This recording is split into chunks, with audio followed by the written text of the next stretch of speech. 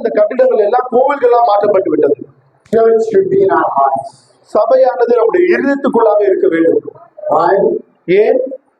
Bible says that. வேதாமம் அப்படி சொல்லுது. Anything that comes out from the heart causes you to sin.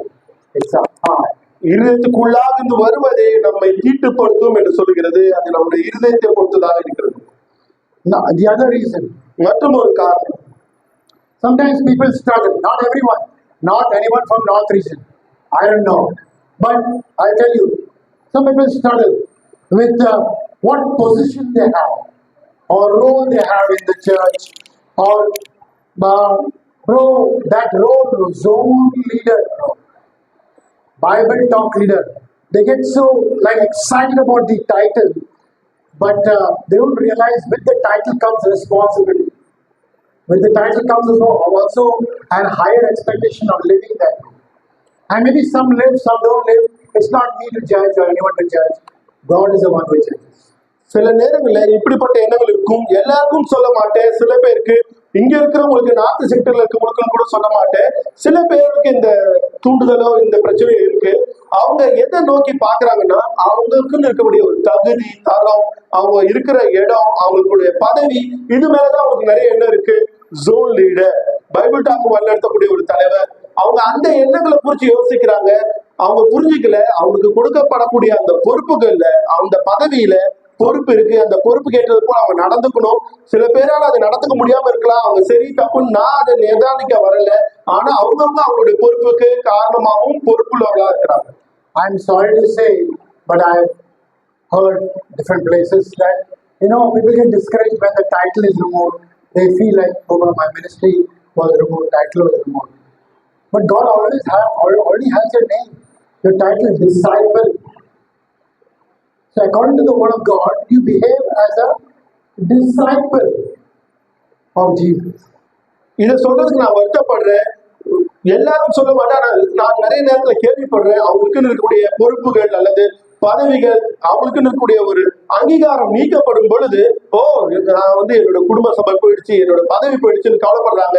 வேதம் சொல்றது போல அவங்களுடைய பேர் ஜீவ புஸ்தகத்துல இருக்குதா, கடவுள் அவருடைய பெயர் உச்சரிக்கிறாரா, எழுதப்பட்டிருக்கிறதா என்பதுதான் அவங்களுக்கு இருக்க வேண்டிய மிகப்பெரிய ஒரு கவலையும் அக்கறையுமா இருக்க வேண்டியிருக்கு. We are happy that Felix and Smiley are leading the Chennai church. Chennai சபையை பிலிக்ஸ் சகோதரரும் ஸ்மைலி சகோதரரும் வழிநடத்திட்டு இருக்காங்க. அதை குறித்து நாங்க சந்தோஷப்படுறோம். Amen. Amen. Tomorrow will be somebody else. நாளைக்கு வேற யாராவது வழிநடத்தக்கூடியவங்களா இருக்கலாம். So this could be another reason where people get very disturbed by what they have than what they are. மக்கள் நிறைய நேரத்துல கவலைப்படுற விஷயம் என்னன்னா, அவங்க எப்படியா இருக்கிறாங்களோ அதை விட்டுறாங்க, என்னெல்லாம் அவங்க இருக்குதோ அதை குறிச்சு கவலைப்படுறாங்க. Amen. So that's one of the reasons people sometimes leave God. அது கூட ஒரு காரணமா இருக்கு. சில நேரங்கள் மக்கள் சபையை விட்டு கடவுளை விட்டு வெளியே போறது. Another reason which has sometimes come up is sometimes disciples look at disciples and follow their Christianity. மற்ற ஒரு காரணம் என்ன அப்படின்னா, நிறைய நேரங்கள்ல சீஷர்களை பார்த்து அவங்களுடைய கிறிஸ்துவ வாழ்க்கையை நடத்தணும்னு நினைக்கிறாங்க. Now it is good to be inspired by great examples in the church. சபையில இருக்கக்கூடிய நல்ல உதாரணங்களை பார்த்து நம்ம உற்சாகப்படுறது நல்லதுதான். But if there is a disciple who may not be acting in a godly way or doing things in a godly way, you can't look at the disciple and say, my foundation is based on what he's doing. Your foundation is based on Jesus, not on what the disciple is doing, not on what somebody's marriage is doing, not on what somebody's children is doing. It doesn't depend on that. Your conviction, your foundation depends on Jesus Christ. If that is not there, please read your Bible again and get baptized again.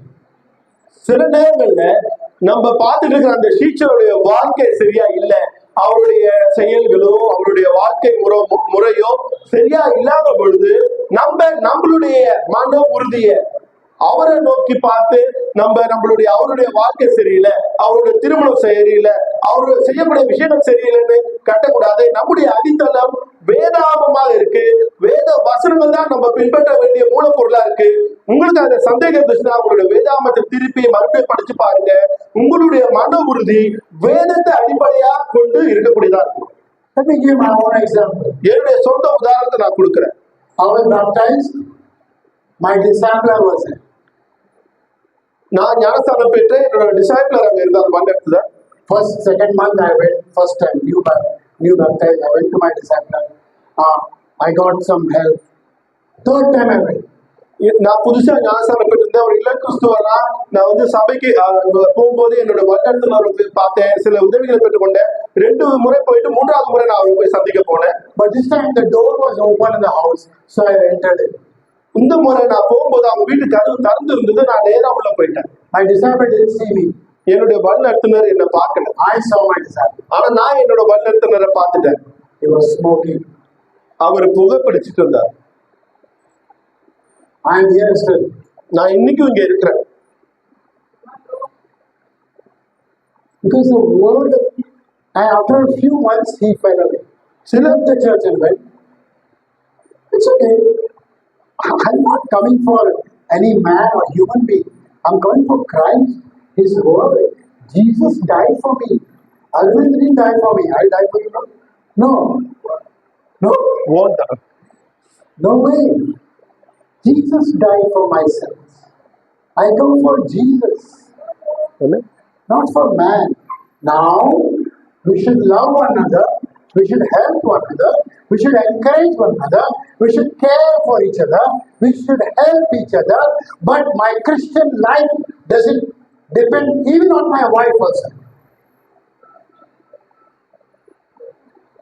இது நடந்து கொஞ்ச நாளுக்குள்ள, அதாவது ஒரு 5 மாதங்களுக்குள்ளாக என்னோட வழிநடத்துனர் சபையை விட்டு போயிட்டாரு, வெளியே போயிட்டாரு.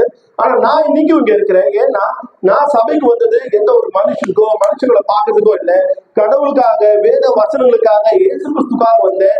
இயேசு கிறிஸ்து எனக்காக மரிச்சாரு, வேற யாரும் எனக்காக மரிக்கல. அரவிந்த் எனக்காக மரிக்கவே மாட்டாரு. நான் இயேசு கிறிஸ்து மரிச்சதுக்காக இங்க வந்தேன்.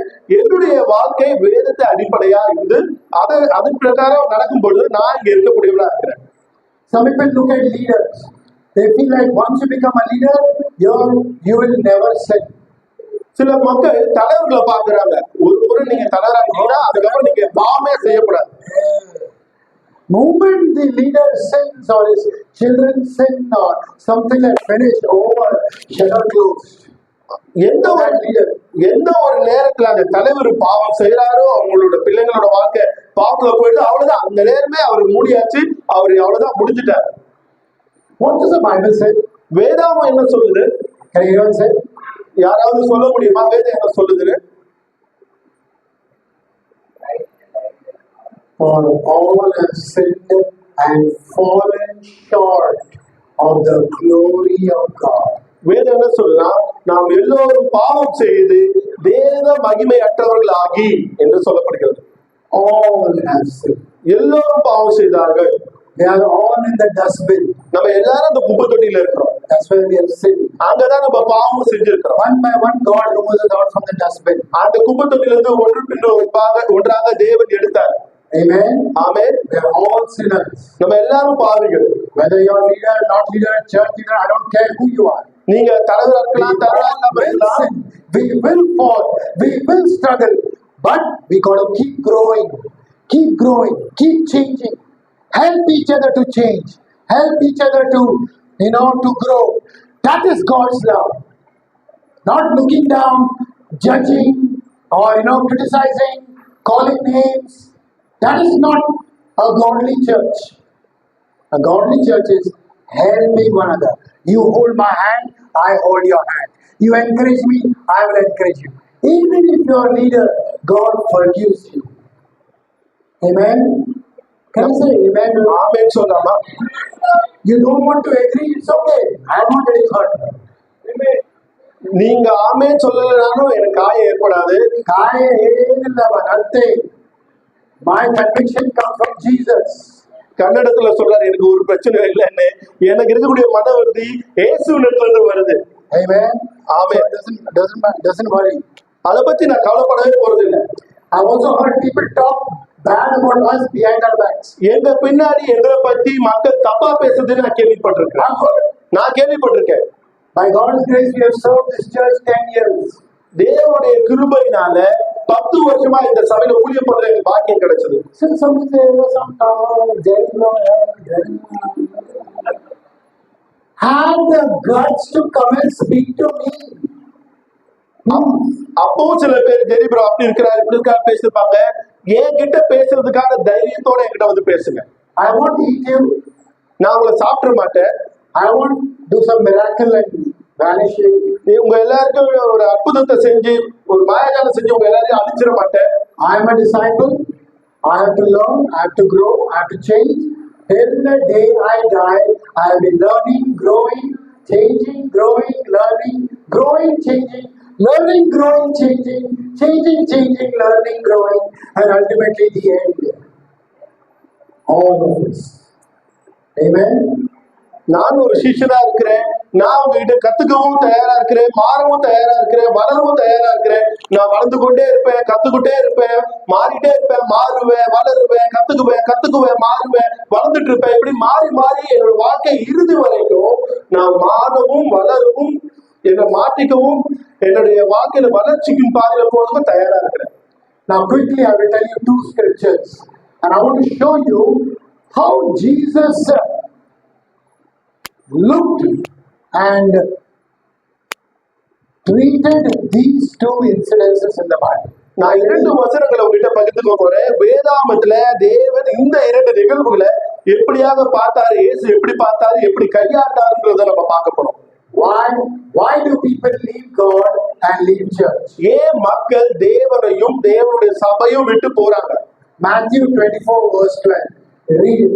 மத்தேயு 24ஆம் அதிகாரம் வசனம் 12 வாசிப்போம்.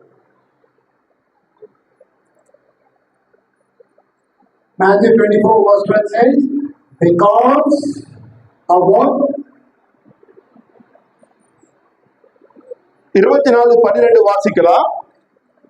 மத்தேயு புத்தகம், அக்கிரமம் மிகுதியா ஆனதினால் அநேகருடைய அன்பு தனித்து போகும். Because of what is it? Increase. என்ன இங்க வளருது? எது அதிகமாச்சு? This is 2024. இது 2024ஆம் வருடம். What does the Bible say, Timothy? In the last days, this is what shall happen. தீமோத்தேயு It will not come, it will come.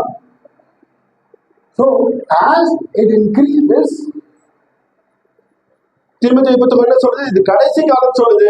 இப்ப இது நடந்துட்டு இருக்கு. இது வளர்ந்துட்டே இருக்கிறதுனால somebody who is the top, very faithful leader can also grow cold. There is no surety, no stand. Anyone can grow cold. யாராவது உயரத்துல மேல இருக்கிற ஒரு தலைவரும் கூட தன்னுடைய அக்கிரமத்துல வளரக்கூடியவங்களா இருக்கலாம். அதுல ஒரு நிச்சயம் கிடையாது, எந்த ஒரு சாட்சியம் கிடையாது. அவங்களும் கூட கெட்டு போகலாம். இதுக்கு நம்ம யாருமே பதில் சொல்லவே முடியாது. யாருமே அதை செய்ய முடியாது.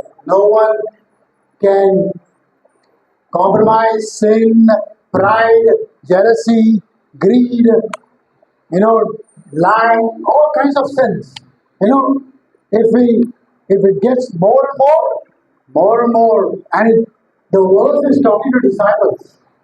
இது இந்த பாவம் எல்லாமே வளருமா? கண்டிப்பா வளரும். இந்த வசனம் எல்லாமே சீச்சர்களுக்கு சொல்லப்பட்டது. அவங்க எல்லாரும் சமரசம் பண்றவங்களா, பொய் பேசுறவங்களா, பொறாமை பண்றவங்களா, பெருமையா இருக்கிறவங்களா, அகந்தை உள்ளவர்களா இருப்பாங்க. இந்த வசனங்கள் சொல்றது போல சீச்சர்கள் கிட்ட கூட இந்த குணங்கள் வரலாம். As wickedness increases, God decreases in that person. எந்த இடத்துல துர்க்குணம் வளருதோ அந்த இடத்துல தேவன் குறைவுபடக்கூடியவரா இருப்பார். Very simple formula. ரொம்ப எளிமையான சூத்திரம் இது. Secondly, இரண்டாவது, another scripture. மற்றும் ஒரு Look at how Jesus deals with it. இயேசு இதை எப்படி கையாடுறாருன்னு நம்ம பார்க்கலாம். John chapter 6 verse 53 to 50. Go home and read it. யோவான் புத்தகம் 6ஆம் அதிகாரம் வசனம் 53 இருந்து 56 வரை வீட்டுக்கு போய் கூட படிக்கலாம் இதை. Now Jesus is explaining something to the disciples, to people around, to his own disciples, apostles, as well as the Jews, the Pharisees, tax collectors. All people are there.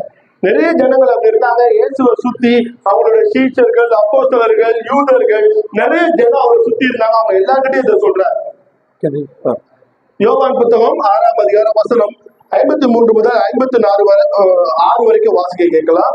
அதற்கு இயேசு அவர்களை நோக்கி, நீங்கள் மனுஷகுமாரனுடைய மாம்சத்தை புசியாமலும் அவருடைய இரத்தத்தை பானம் பண்ணாமலும் இருந்தால் உங்களுக்குள்ளே ஜீவன் இல்லை என்று மெய்யாகவே மெய்யாகவே உங்களுக்கு சொல்லுகிறேன். என் மாம்சத்தை புசித்து என் இரத்தத்தை பானம் பண்ணுகிறவனுக்கு நித்திய ஜீவன் உண்டு. நான் அவனை கடைசி நாளில் எழுப்புவேன். என் மாம்சம் மெய்யான போஜனமாய் இருக்கிறது, என் ரத்தம் மெய்யான பானமாய் இருக்கிறது. என் மாம்சத்தை புசித்து என் ரத்தத்தை பானம் பண்ணுகிறவன் என்னிலே நிலைத்திருக்கிறான், நானும் அவனிலே நிலைத்திருக்கிறேன். ஆமென். Jesus was doing his best, trying to explain to them, we need physical food, but most important, man needs spiritual food. And this spiritual food comes from me. இயேசு அவருடைய எல்லா முயற்சியும் கொடுத்து இங்க இருக்கவங்களுக்கு அதை விளக்கம் பண்ணக்கூடியவரா இருக்கிறாரு. மனுஷனுக்கு உணவு தேவைதான், போஜனம் தேவை. ஆனாலும் கூட அவனுடைய சரீர பிரகாரமான உணவை காட்டிலும் அவனுடைய அவனுக்கு தேவையான போஜனம் ஆத்மீக போஜனமா இருக்கு. அந்த போஜனம் அவனுடைய வாழ்க்கையை வளர்றதுக்கு உதவியா இருக்கும்னு சொல்றாரு. Whoever eats my flesh and drinks my blood remains in me and I in them. என்னுடைய மாமிசத்தை பூசித்து என்னுடைய ரத்தத்தை பானம் பண்ணுகிற இடத்திலே அவர்கள் என்னை நிலைத்திருப்பார்கள், நானும் அவர்களை நிலைத்திருக்கிறேன் என்று சொல்லுகிறார். Let's see the next verse, verse 66. 66வது வசனத்தை நம்ம பார்க்கலாம். Which time? எந்த நேரத்துல இது? For this time, Jesus is explaining all that. What happens? இந்த நேரத்துல இயேசு இது எல்லாத்தையும் விவரிச்சு சொல்றாரு. என்ன நடக்குது? Many, அநேகர் many, அநேகர் many, அநேகர், not few. சில பேர் கிடையாது. Not a one, the other more, or not a 1, 2, 3. 1, 2, 3 அப்படின்னு கிடையாது. Many. அநேகர்.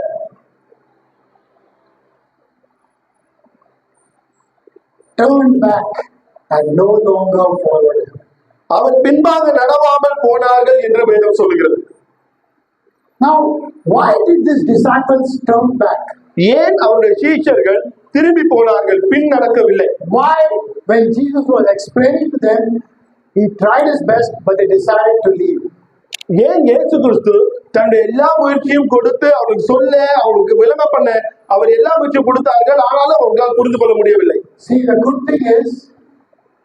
good thing, they saw Jesus doing the miracles we have not seen.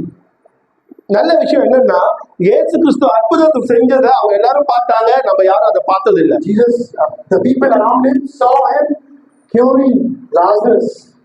We have not seen. இயேசு கிறிஸ்துவை சுத்தி இருந்த மக்கள் எல்லாரும் அவர் லாசருவை உயிரோட எழுப்பினதை பார்த்தாங்க, நம்ம அதை பார்த்தது கிடையாது. That's why the Bible says, blessed are those who have not seen and yet believe. அதனால்தான் வேதம் சொல்லுது, என்னை காணாமல் விசுவாசிக்கிறவர்கள் பாக்கியவான்கள் என்று சொல்கிறது. But the moment Jesus was asking them, actually what was he asking them? Complete surrender. அவர் என்ன கேட்கிறாரு? முழுமையா அவர் எதை கேட்டார்னா, முழுமையான அர்ப்பணிப்பை தான் மக்கள் இடத்துல இயேசு கேட்டார். I am the truth and the life. What else? I am everything. I am the truth and the life. I am today, yesterday, forever. இயேசு சொல்றாரு, நானே வழியும் சத்தியம் ஜீவனமா இருக்கேன்னு சொல்றாரு. நானே நேற்றும் இன்றும் என்றும் மாறாதவரா இருக்கிறேன்னு இயேசு கிறிஸ்து சொல்றாரு. So what happened? என்ன நடந்தது? Why did the disciples go away? ஏன் அவர் இந்த சீஷர்கள் எல்லாம் இயேசு விட்டு பின்னாடி போனார்? I'm sure there could be reasons. அதுக்கான சில காரணங்கள் கூட இருந்திருக்கலாம். நான் Maybe நிச்சயமா they were சொல்றேன். struggling in their faith. ஒருவேளை அவங்க விசுவாசத்துல அவங்க பாடுபடக்கூடியவங்களா இருந்திருக்கலாம். Maybe they were still not willing to believe. Who is this guy telling to eat his flesh and blood? I cannot tolerate this. ஒருவேளை அப்பவும் கூட அவங்க அவரை விசுவாசிக்க தயாரில்லை. யார் இந்த ஆளு, இவருடைய போஜனத்தையும் இவருடைய ரத்தத்தையும் நாங்க குளிக்கணும் அப்படின்னு சொல்லி அவர் நம்ம தயாரா இல்லைன்னு சொல்லியிருக்கலாம். Maybe they didn't want to trust that Jesus has the eternal life. No. Okay, Jesus, do the miracles, give us blessings, but not you are the only way. There was a problem. They didn't want to trust that. ஒருவேளை இயேசு கிறிஸ்து கிட்ட தான் நித்திய ஜீவன் இருக்குன்றத நம்புறதுக்கு அவங்க தயாரா இல்ல. ஒருவேளை இயேசுவை நீங்க அற்புதத்தை செய்யுங்க, எங்களுக்கு உணவு கொடுங்க, ஆனா நீங்க மட்டும்தான் வழின்னு மட்டும் எங்களுக்கு சொல்லாதீங்கன்னு சொல்லியிருக்கலாம். When it comes to surrendering to God, அவங்க வரும் பொழுது, தேவன் கிட்ட வரும் பொழுது, தேவன் கிட்ட அர்ப்பணிக்கிறத குறிச்சு அவங்க அக்கறையோட இருக்கும். our thoughts, நம்மளுடைய எண்ணங்கள், our arguments, நமக்கு வரக்கூடிய வாக்குவாதங்கள், any kind of philosophy, எப்படிப்பட்ட தத்துவமா இருந்தாலும் சரி, feelings, நம்மளுடைய உணர்வுகள், don't apply. அதை நம்ம நடைமுறைப்படுத்த கூடாது. Only the word of God. தேவனுடைய வார்த்தையை மாத்திரமே நம்ம நடைமுறைப்படுத்தக்கூடியவங்களா, கை கொள்ளக்கூடியவங்களா இருக்கணும். We go by faith. நாம் விசுவாசத்தினால நடத்தப்படக்கூடியவங்களா இருக்கணும்.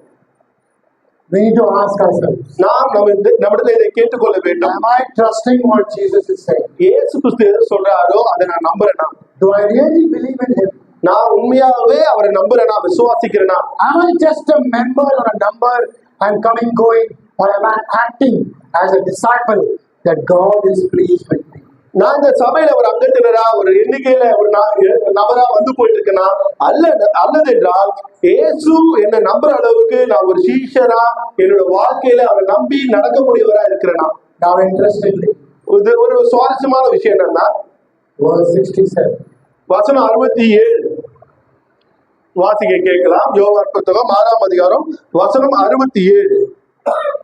அப்போது இயேசு 12 நோக்கி, நீங்களும் போய்விட மனதா இருக்கிறீர்களோ என்றார். Let's stop for a minute. He said, Jesus saw them discussing, and Jesus said, sorry. What I said was not right. Please forgive me. இயேசு கிறிஸ்து அவங்க எல்லாரும் பேசுறத, அவங்க எல்லாரும் ஒருத்தர் பேசுறத பார்த்தாரு. இல்ல மன்னிச்சிருங்க, நான் சொன்னதை மறந்துருங்க அப்படின்னு சொல்லுங்க. Okay, whatever I said, I'll take it back. You do whatever you want. நான் என்னெல்லாம் சொன்னாலும் அதெல்லாம் நான் திரும்ப வாங்கிக்கிறேன். நீங்க என்ன நினைக்கிறீங்களோ அதை செய்யுங்க. He didn't even give them anything, say anything. Do you want to leave also? இயேசு அவங்களுக்கு எதையுமே கொடுக்கல, எதையுமே சொல்லல. நீங்களும் கூட போய்விட மனதா இருக்கிறீர்களான்னு கேட்டார். There's a question mark is there. அங்க ஒரு கேள்விக்குறி இருக்கு. You do not want to leave? I mean, you want to leave? It's okay. நீங்க வேற அங்க போக மனசா இருக்கீங்களா? ஒருவேளை நீங்க போனா பரவாயில்ல அப்படின்னு சொல்ற போல இருந்தது. First, we need to understand one thing. We can change, God doesn't change. சகோதரி, நம்ம ஒரு விஷயத்தை புரிஞ்சுக்கணும். நம்ம மாறலாம், தேவன் மாறவே மாட்டார். You and me leave, God doesn't become small. நீங்களும் நானும் போறதுனால கடவுள் சின்னதா குறுகிட மாட்டார். God's qualities don't change. தேவனுடைய குணாதிசயம், அவருடைய தரம் எப்பவுமே மாறாது. God is sad if you leave. நீங்க போயிட்டீங்க அப்படின்னு சொன்னா, அவர் விட்டு போனீங்கன்னா அவர் கொஞ்சம் சோகமா இருப்பாரு. Which will come back to the story. நம்ம அந்த கதைக்கு திரும்ப வரப்போறோம். God is not emotionally shattered. தேவன் உணர்ச்சி வயப்பட்டு அப்படியே அடைப்பட்டவரா இருக்க போறது இல்ல. He doesn't beg them to join or don't leave. அவர் அவங்ககிட்ட கெஞ்ச மாட்டாரு, பிச்சை எடுக்க மாட்டாரு, சேர்ந்துக்குங்க, விட்டு போயிடாதீங்கன்னு சொல்ல மாட்டாரு.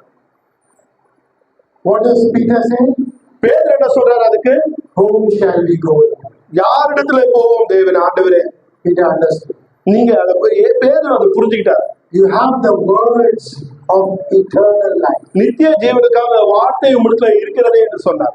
Let's go back to the story quickly. நம்ம விரைவா அந்த கதைக்கு போயிடலாம். Are we all there? நம்ம எல்லாரும் இருக்கிறோமா? I know it is a little bit. I'm just trying to finish it. Going back to the story. நம்ம அந்த கதைக்கு போயிடலாம். கொஞ்சம் நேரம் ஆகுது, இருந்தாலும் நான் முடிக்கிறதுக்கு முயற்சி பண்றேன். In Luke chapter 15. லூக்கா புத்தகம் 15ஆம் அதிகாரம். The younger son had many reasons to leave his father. அந்த இளைய குமாரன் தன்னுடைய தகப்பனை விட்டு வெளியே போறதுக்கு நிறைய காரணம் அவங்க கிட்ட இருந்துச்சு. As disciples, we may have many reasons to leave God or to leave the church. ஒரு சீஷர்களாக நம்ம கிட்ட நிறைய காரணம் இருக்கலாம், தேவனை விட்டு போறதுக்கும் சபை விட்டு போறதுக்கும். But let me tell you one thing very clear. நான் ஒரு விஷயத்தை ரொம்ப தெளிவா சொல்ல விருப்பப்படுறேன். There is no perfect church. ஒரு முழுமையான பரிபூர்ண சபை எங்குமே கிடையாது. In case you find it, please tell me, inform me. எங்கேயாவது நீங்க கண்டுபிடிச்சீங்கன்னா தயவு செய்து எனக்கு அதை தெரியப்படுத்துங்க. I may come and join. நானும் கூட அங்க கலந்துக்கிறேன். Church is meant for sinners. சபையானது பாவிகளுக்காக உருவாக்கப்பட்ட ஒரு இடம். Church is meant for repenting sinners. சபையானது மனம் திரும்பக்கூடிய பாவிகளுக்கான ஒரு இடமா தான் இருக்கு. We come to church because the body of Christ meets together. நம்ம சபைக்கு வரோம் ஏன்னா கிறிஸ்துவுடைய சரீரம் ஒன்றாக சேரக்கூடிய ஒரு இடமா இருக்கு. We come to church because we are wanting to learn God's word and God's character. நம்ம சபைக்கு எதுக்கு வரோம்னா தேவனுடைய வார்த்தையை கத்துக்கிறதுக்கும் அவருடைய குணாதிசயத்தை கத்துக்கிறதுக்கும் தான் வரும். We come to church because for our hearts to be exposed. நம்ம சபைக்கு வரோம் ஏன்னா நம்மளுடைய இருதயம் வெளிப்படுத்தப்பட வேண்டியதா இருக்கிறது. We come to church because God wants us to repent in the areas that He wants us to repent. நம்ம சபைக்கு வரோம் ஏன்னா தேவன் நம்ம எந்த விஷயத்துல எல்லாம் மனம் திரும்பணுமோ அந்த விஷயத்துல மனம் திரும்புறதுக்காக நம்ம சபைக்கு வரோம். We come to church because only in the church, only because of the word of God, we just learn how to love one another. I do not know. I'm still learning. நம்ம சபைக்கு வரோம் ஏன்னா சபையில மட்டும்தான் தேவனுடைய வார்த்தையில இருந்து மட்டும்தான் ஒருத்தர் அன்பு செய்யறது எப்படி நம்மளால கத்துக்க முடியும். எனக்கு தனிப்பட்ட முறையில அது தெரியாது. அதை கத்துக்கிறதுக்காக தான் சபைக்கு வரும். We grow in our character only because of the word of God. தேவனுடைய வார்த்தையினால மாத்திரம்தான் நம்மளுடைய குணாதிசயத்துல நம்ம வளரக்கூடியவங்களா இருக்கிறோம். Our ultimate goal, நம்மளுடைய இறுதியான இலக்கு holy, holy, holy. பரிசுத்தம் பரிசுத்தம் பரிசுத்தம். That's a goal spiritually we got to attain. So one day we could meet Him in heaven. அந்த ஒரு இலக்கத்தான் ஆத்மீகமாக நம்ம வச்சிருக்கணும். அதை அடையறதுக்கு முயற்சி பண்ணணும். ஒரு நாள் பரலோகத்துல நம்மளால அதை சந்திக்க முடியும். So what happened? என்ன நடந்தது? Our God is a loving God. நம்முடைய தேவன் அன்பான தேவன். Whatever the conditions is our present life in, our God is a loving God. நம்மளுடைய தற்போதைய வாழ்க்கை எந்த நிலையில இருந்தாலும் கூட சரி நம்முடைய தேவன் அன்பான தேவனாகவே இருக்கிறார். Let me quickly take you to verse 20 of the story. அந்த கதையினுடைய வசனத்துக்கு நம்ம போகலாம். லூக்கா புத்தகம் 15ஆம் அதிகாரம் வசனம் 20. I want to know this. I mean, this is really amazing. அதை நீங்க தெரிஞ்சுக்கணும்னு நினைக்கிறேன். இது ரொம்ப அற்புதமான ஒரு விஷயம். I don't know whether we all have reached that level. அந்த ஒரு இடத்தை நம்ம எல்லாரும் அடைஞ்சிட்டோமான்னு எனக்கு தெரியல. Verse 20. வசனம் 20. லூக்கா புத்தகம் 15ஆம் அதிகாரம் வசனம் 20 வாசிக்க கேட்போம். Look at what the father did in the story. அந்த கதையில தகப்பன் என்ன செய்தார் என்பதை பாருங்கள். லூக்கா புத்தகம் 15ஆம் அதிகாரம் வசனம் 20. Firstly, the father saw him. தூரத்திலே தன் மகனை கண்டு. Wait. That means the father was watching. அங்கேயே காத்துருங்க. அதுக்கு அர்த்தம் என்னன்னா அவங்க அப்பா காத்துட்டு இருக்காரு, பார்த்துட்டு இருக்கிறார். Then give up. அவர் விட்டு கொடுத்துருல. Second, இரண்டாவது, the father had. If I was in that place now, I would have 3-point message for my son. அந்த தகப்பன் மனம் உருக்கமுடையவராக இருந்தார். ஒருவேளை நான் அந்த இடத்துல இருந்தேன்னா என் பையனுக்காக 3 புள்ளிகள் வச்ச ஒரு செய்தியை தயார் பண்ணிருப்பேன். First in the doorway, I was an ungrateful pig. You don't know what you've done. You wasted my money. You did this. You did that. I would have told him. அந்த வாசப்படியில வந்து நிக்கும் போதே நான் சொல்லியிருப்பேன், நன்றி கெட்டவனே, பண்ணி நீ எல்லாத்தையும் வேஸ்ட் பண்ணிட்ட, எல்லாத்தையும் நஷ்டம் பண்ணிட்டேன்னு சொல்லி திட்டி இருந்திருப்பேன். So from where did compassion come from? Jesus. அந்த மன உருக்கம் எங்க இருந்து வந்துச்சு? இயேசு கிட்ட இருந்து வந்துச்சு. Because Jesus had compassion, I need to have compassion. இயேசு கிட்ட மன உருக்கம் இருந்ததுனால எனக்கும் அந்த மன உருக்கம் இருக்கணும். Thirdly, மூன்றாவது, the father who ran. யார் இங்க ஓடினா? அந்த தகப்பன் ஓடினாருன்னு பாக்குறோம். யார் ஓடுறது? யாரு? Our father. You pray quiet time prayer. Father is listening. நம்மளுடைய பிதா நம்மளோட ஜெபத்தை கேட்டிருக்காரு. நீங்க காலையில ஜெபம் பண்ணும் போது நம்மளுடைய தகப்பன் மேல இருந்து அதை கேட்டுட்டு இருக்கிறார். Exciting. Gideon is praying.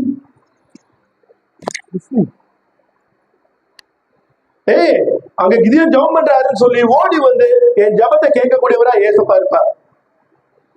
God listens. தேவன் செவி சாய்க்கிறார். Father ran, not walk.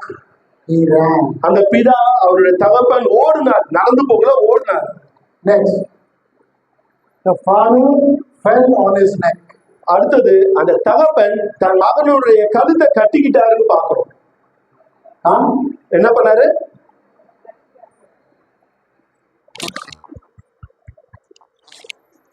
அந்த அப்பா அந்த மகனை இறுக கட்டிக்கிட்டார், தோளோட தோல் கட்டிக்கிட்டார். Last is important. கடைசியானது ரொம்ப முக்கியமான ஒன்று.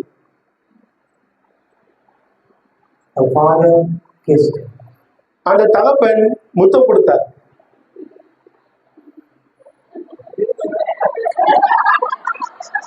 No, only hug. அந்த தகப்பன் அந்த பையனுக்கு முத்தம் கொடுத்தார். What would you do if somebody has sinned and left the church? நீங்க என்ன பண்ணுவீங்க? ஒருத்தர் பாவம் செஞ்சு சபை விட்டு போயிட்டா நீங்க என்ன பண்ணுவீங்க? People, if there are a lot of restorations in this area, இந்த பக்கத்துல நிறைய பேர் திரும்ப சபைக்கு வர வேண்டி இருக்கு. maybe sometimes we need to ask ourselves, why are they not coming back? ஒருவேளை சில கேள்விகளை சில நேரத்துல நம்ம கேட்டுக்கணும், ஏன் அவங்களாம் யாரும் வரமாட்டாங்க? ஒருவேளை ஏதாவது இருக்கும். These could be the reasons maybe. இதுல இருக்க ஏதாவது ஒரு காரணமா கூட இருக்கலாம். Is the north region having these qualities? இந்த வடக்கு பகுதியானது இந்த ஒரு தரம் எல்லாம் நம்ம வச்சிருக்கிறோமா? இந்த ஒரு குணாதிசயங்கள் நம்ம இருக்கா? There will be many restorations. இங்க நிறைய பேர் சபையில திரும்ப சேர்த்துக் கொள்ளப்படுவார்கள். The father, son, அந்த தகப்பனும் மகனும் after coming to his senses, was coming back from where? அந்த தகப்பனுடைய மகன் அவனுடைய உணர்வுக்கு வரும்போது எங்க இருந்து வந்தாரு? Is coming from the pig pen. அந்த பையன், அந்த இளையகுமாரன் ஒரு பன்றிகளுடைய தொழுவத்துல இருந்து வந்தார். The boy was not smelling with with scent. He was smelling dirty smell. அந்த பையன் அவன் மேல ஒரு நறுமண வாசனை எல்லாம் வீசல, ஒரு துர்நாற்றம் அடிக்கக்கூடியதா இருந்துச்சு. But the father did not allow the stench of the world to keep him away from his son. ஆனா அந்த தகப்பன் இந்த உலகத்தினுடைய நாத்தம் அவருடைய அன்புல இருந்து அவன் பையனை தடுக்கவே இல்லை. Maybe today ஒருவேளை இன்னைக்கு we are hurt. நம்ம காயப்பட்டிருக்கலாம். Maybe we are bearing guilt. ஒருவேளை நம்ம குற்ற உணர்ச்சியை போத்திட்டு இருந்திருக்கலாம். Maybe we are carrying shame. நாம் ஒருவேளை அக்கறையில அது அவமானத்துல ஒரு சுமக்கக்கூடியவங்களா இருக்கலாம். Maybe we are defeated and discouraged. ஒருவேளை தோல்வி அடைஞ்சு சோர்ந்து போயிருக்கலாம். Maybe our suitcase of our heart is full of rebellion or secret sins. ஒருவேளை நம்முடைய இருதயமாகிய அந்த பெட்டி அதுல நிறைய ரகசிய பாவங்களும் மறுதளிக்கக்கூடிய புரட்சியும் இருக்கலாம். We may feel lost, but remember this. நம்ம ஒருவேளை தொலைஞ்சு போனவங்களா உணரலாம். ஆனா ஒரு விஷயத்த ஞாபகத்துல வச்சுக்கோங்க. Though our heavenly Father doesn't love what we have done or approve of our way of sinful living, He still is willing to show amazing grace. நம்முடைய பரலோகத்தின் பிதாவாகியவர் நம்முடைய வலிகளையும் நம்முடைய பாவங்களையும் நம்மளுடைய வாழ்க்கையில பாவம் நிறைந்த வாழ்க்கை முறையும் அன்பு செய்யல அப்படின்னு சொன்னாலும் கூட அவரிடத்துல ஒரு அற்புதமான கிருபை இருக்கக்கூடியதா இருக்கு. Remember this. இதை ஞாபகத்துல வச்சுக்கோங்க. When the prodigal son wasted it all, அந்த தொலைஞ்சு போன மகன் எல்லாத்தையும் அவர் நஷ்டப்படுத்தின பொழுதும் grace met him with forgiveness. கிருபையானது மன்னிப்போட கூட அவனை சந்திச்சது. Next, அடுத்தபடியாக grace meets us where we are, கிருபையானது நம்ம எங்க இருக்கிறோமோ அங்க நம்மளை சந்திக்கும். but does not leave us there அங்கேயே நம்மளை விட்டுட்டு போயிடாது. in that condition, அதே நிலையில விட்டுட்டு போயிடாது. but teaches us, நம்மளுக்கு கத்துக் கொடுக்கும், helps us to repent, மனம் திரும்ப நம்மளுக்கு உதவி செய்யும், gives us another chance. மற்றும் ஒரு வாய்ப்பை நமக்கு கொடுக்கும். The prodigal son said, இந்த தொலைஞ்சு போன மகன் சொன்னான், grace meets us when we are unworthy, கிருபையானது நம்ம தகுதியற்றவங்களா இருக்கும்போது நம்மளை சந்திக்கும். grace meets us when we are unworthy, but does not leave us unworthy. கிருபையானது நம்ம தகுதியற்றவங்களா இருக்கும்போது நம்மளை சந்திக்கும், ஆனா நம்மள அதே இடத்துல தகுதியற்றவங்களா விட்டுட்டு போயிடாது. The prodigal son said, I am unworthy to be called your son, but grace said, give him the best robe, the best drink, the best sandals, and the best feast. அந்த தொலைஞ்சு போன மகன் சொன்னா, உங்களுடைய மகன் என்று சொல்லப்படுவதற்கு நான் தகுதியற்றவன் என்று சொன்னா, ஆனா கிருபையானது என்ன சொல்லப்பட்டதுன்னா, ஒரு சிறந்த உடை அவனுக்கு கொடுங்க, சிறந்த ஒரு மோதிரத்தை அணிவிங்க, ஒரு நல்ல பாதணியை கொடுங்க, அவனுக்கு நல்ல ஒரு விருந்தை ஆயத்தம் பண்ணுங்கன்னு சொல்லுச்சு. Let me take this situation for your marriage. இந்த ஒரு சூழலை உங்களுடைய திருமணத்துக்கு நான் எடுத்து சொல்ல நினைக்கிறேன். Quickly, விரைவா. would you give your best in your marriage even though many things could be happening wrong? நீங்க உங்க திருமணத்துக்கு உங்களுடைய சிறப்பான காரியத்தை கொடுப்பீங்களா? ஒருவேளை நிறைய விஷயங்கள் தவறா நடந்தாலும் கூட I will give only one standard till he or she repents. அவங்களோ என் மனைவியோ என்னோட கணவனோ மனமாற வரைக்கும் ஒரு கால் மட்டும் நான் ஒரே ஒரு செருப்பை மட்டும் அவங்களுக்கு கொடுப்பேன். Let's prepare our hearts for the coming. நம்முடைய இருதயத்தை நம்ம நற்கருணைக்கு தயார்படுத்துவோம். I would like you to bow your heads, pray about what you learned from today's message. இன்னைக்கு நீங்க உங்களுடைய தலைகளை குனிஞ்சு உங்க இதயத்தை ஜெபம் பண்ணுங்க. இந்த செய்தியில இருந்து நீங்க எதை கத்துக்கிட்டீங்கன்றதை யோசிச்சு பாருங்க. Ask God, தேவனை கேளுங்க. Lord, help me. தேவனே எனக்கு உதவி செய்யுங்க. Because I have to ask God every day. ஏன்னா நான் கடவுள்கிட்ட ஒவ்வொரு நாளும் கேட்க வேண்டியிருக்கு மாறுறதுக்காக. Would I give others the best? நான் மற்றவங்களுக்கு என்னோட சிறப்பானதை கொடுக்கறேன்னா I would struggle. எனக்கிட்ட அந்த ஒரு பாடு இருக்கு. When we have been impacted by grace, நம்ம கிருபையினால பாதிக்கப்பட்டவங்களா இருந்தோம் அப்படின்னா it will change the way we treat, respond and speak to others. நம்ம மற்றவங்களை நடத்துற விதத்தையும் மற்றவங்களுக்கு நம்ம கொடுக்கிற பதிலுடைய விதத்தையும் நம்ம மற்றவங்கள்ட்ட பேசுற விதத்தையும் அது மாற்ற முடியுதா? How much more I need to grow in that. நான் எவ்வளவோ அதுல வளர வேண்டி இருக்கு. As we take part in the communion, நாம் நற்கருணையில பங்கெடுக்கும் பொழுது let us remember what Jesus did on the cross. இயேசு கிறிஸ்து சிலுவையில எதை செஞ்சாரோ அதை நம்ம நினைவுபடுத்தி பார்க்கலாம். I am the flesh, I am the blood. If you eat me, you shall be in me. நானே அந்த மாமிசமா இருக்கிறேன், நானே அந்த ரத்தமா இருக்கிறேன். நீங்க என்ன உட்கொள்ளும் பொழுது நீங்க எனக்குள்ள நிலைச்சிருக்கிறீங்க.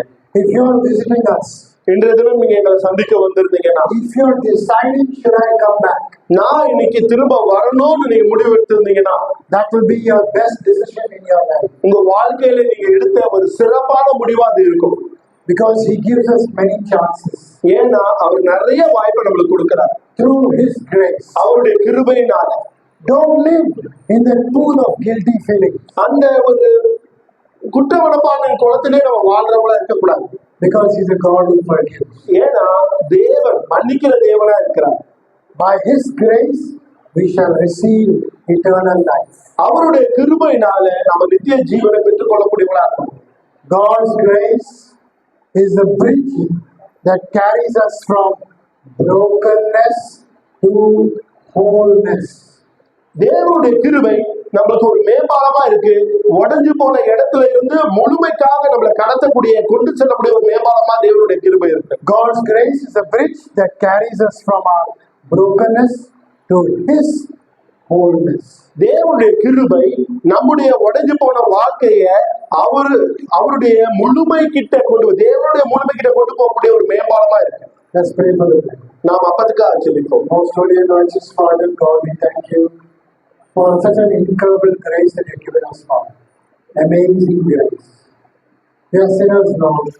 We fall every day of our lives. Father, we need your forgiveness which you have given to us, Lord. Thank you, Lord, as we take part, as we take the bread that represents your body. Lord, I pray as we take it, Lord, we take it with honor and respect at what you have done. It's not even close to what you have done, Father. So much to learn, so much to grow, so much to change. Forgive us, Lord. Thank you for your chance. In Jesus' name we pray. Amen. Amen. We'll pray for them, right? திராட்சரசத்துக்காக ஜெபிப்போம். நல்ல தாப்பனே, உம்முடைய முழுமைக்குள்ளாக எங்களை கொண்டு வரக்கூடிய பெரிய கிருபைக்காக நன்றி. இந்த நாளிலும்